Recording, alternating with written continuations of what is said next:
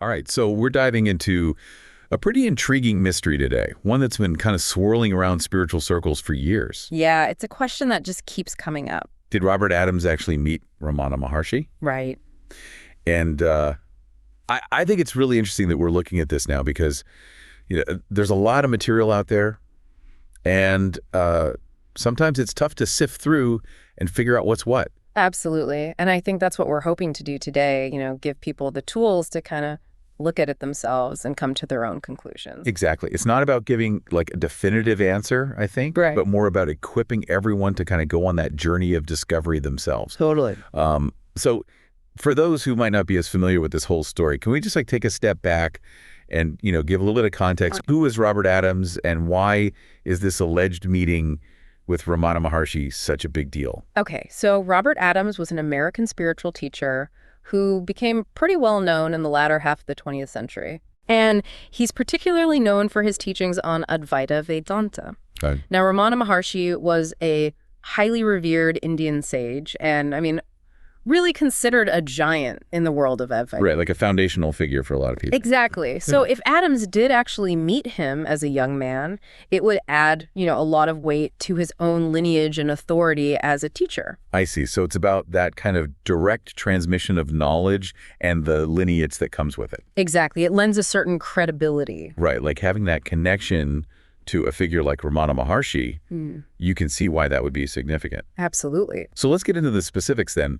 What exactly did Adams claim happened? Okay, so according to Adams, when he was just 18 years old, he traveled to India. Wow. And spent 2 weeks with Ramana Maharshi at his ashram shortly before the sage's death in 1950. That's an incredible journey to even think about, especially for that time period, Right. Like going to India back then, that wasn't exactly a common thing. Well, not at all. But I'm sensing there's a but here. There is a but. There are some doubts surrounding this claim. Yes, and rightfully so, because here's the thing. There's actually no direct evidence to support Adams' claim. Really? No passport stamps, no visa records, and not even a mention of his name in the ashram's visitor logs from that time period. Oh, wow. You'd think there would be something, especially if he spent 2 weeks there. You would think so. So let's start with the basics then. Was it even feasible for an 18-year-old from New York to just pick up and go to India in the late 1940s? Well, it definitely wasn't common, but transatlantic flights did exist thanks to Pan Am. Okay. But they were expensive, though. Like, how expensive are we talking? Think upwards of $10,000 in today's money. Wow. So, yeah, not exactly pocket change. No, not at all. And, how could a young man like Adams even afford a trip like that? Well, he claimed to have inherited a sizable sum of money from an aunt. Okay. And that's what he said financed his journey. Okay. So we have expensive flights and a possible source of funding, but, we have to be cautious with that information, right? It's a claim from Adams himself, and there's no independent verification as far as we know. Right. We have to take it with a grain of salt. Exactly. So let's see, does the timeline at least line up with Ramana Maharshi's life? So Ramana Maharshi died in April 1950. Okay. So if Adams traveled in late 49 or early 1950, it could potentially work. Okay. And, you mentioned earlier that Adams had these claimed mystical experiences as a teenager. Right. So maybe he felt a very strong pull to seek out a teacher like Ramana Maharshi. Yeah, you can imagine that kind of driving force behind it. Absolutely. Okay, so there's a possibility, however slim, that the trip could have happened. But you mentioned there were some holes in Adam's story. Right. So what are some of the things that, raise doubts about this meeting ever taking place? Well, one thing that stands out is that employment records actually show that Adams worked as a clerk for the Brazilian Trade Bureau in New York City from 1948 to 1951. Okay. And there's no record of him taking extended leave or traveling during that time. So a steady job in New York might make a trip to India a little less likely. It does complicate things. Yeah, so anything else? This gets even more interesting. Yeah. Adams also enlisted in the New York National Guard in 1948 Okay. and served active duty in Korea. Wow. Okay, so now we're talking military commitments on top of the job. Exactly. That makes fitting in a trip to India even trickier, wouldn't you say? Definitely adds another layer of complexity to the timeline. Yeah, for sure. So No travel documents, and now work and military commitments seem to contradict the possibility of a trip to India. That's not looking good. Is there anything else that makes you question the validity of this claim? So this is a big one, and I think really important to consider. Throughout his life, Robert Adams had a pattern of changing his name, his birthday, and even his academic credentials. Oh, wow. He went by different names and personas, Okay. which makes it really hard to pin down a consistent narrative. Oh, wow. Yeah, a history of fabricating details like that definitely casts a shadow of doubt on his claims. It does make you wonder. It makes you wonder what else he might have embellished or, changed to fit a certain narrative. Right. So one of the biggest challenges to his story comes from Katya Osborne. You know Arthur Osborne's daughter? Yeah, Arthur Osborne, the writer. Right. The devotee of Ramana Maharshi and his daughter actually lived at the ashram. At the same time, Adams said he was there. Yeah, and she says she doesn't remember ever seeing Robert Adams. Wow, so we have someone who was actually living at the ashram. During the time Adams claimed to be there. Saying they never met him. And she even goes so far as to call his stories nonsense. So she's not holding back. No, she's not. And what's really interesting is that she also talks about the customs and practices at the ashram. Yeah, and that casts even more doubt on Adams' stories. Exactly. Like, for example, Adams said that he got special treatment from Ramana Maharshi. Oh, yeah, like special attention, even gifts. Right, and Osborne says that's just not true. That her father and the whole community were really careful not to favor anyone. No matter who they were or how spiritual they seemed. Okay, so this is interesting because Osborne's account isn't just challenging Adams's claims. Right, it's giving us valuable insight into what the ashram was like back then. Yeah, like what was normal, what was expected. And that helps us to evaluate whether Adam's stories actually hold up. So we have this one account from Katya Osborne that's challenging Adams's story. Are there any others?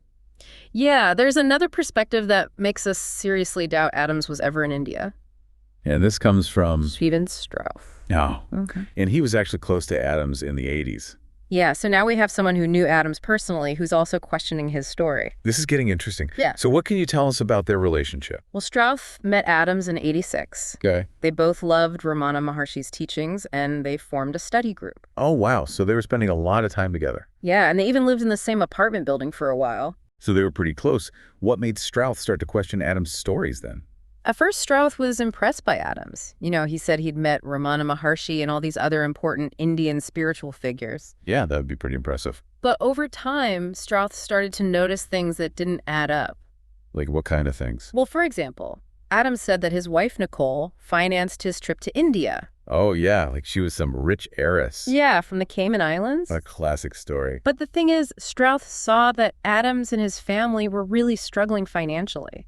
Oh, so there wasn't any evidence that his wife was actually wealthy? Right. In fact, Strauss even lent Adams thousands of dollars for different things. Did Adams ever pay him back? He promised to, but he never did. Wow. So Adams is claiming to be this disciple of this famous sage. But he can't even make ends meet. And he's borrowing money from his followers and not paying it back.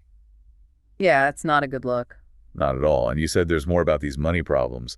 Oh, yeah, we'll get into that later, but for now, just keep in mind that Strauss's observations add another layer of doubt to Adams's whole story. Yeah, okay, so we have two separate people now who are questioning Adams's time in India. Before we jump to conclusions, I'm curious about his life after the military.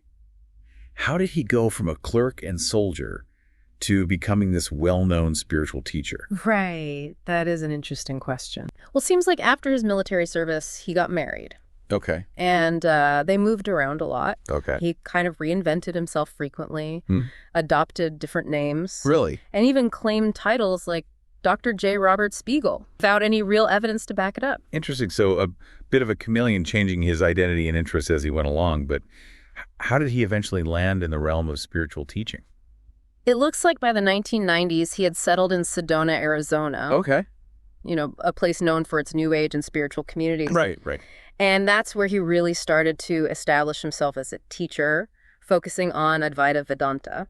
And of course, the story of this supposed encounter with Ramana Maharshi became a key part of his persona. It makes you wonder, if the meeting with Ramana Maharshi didn't happen, why build a whole teaching career around it? Yeah, That's the million-dollar question, isn't it? Yeah. It's hard to speculate on his motivations. Maybe he truly believed his own story, even if it wasn't actually true. Or maybe he just recognized the power of a good story.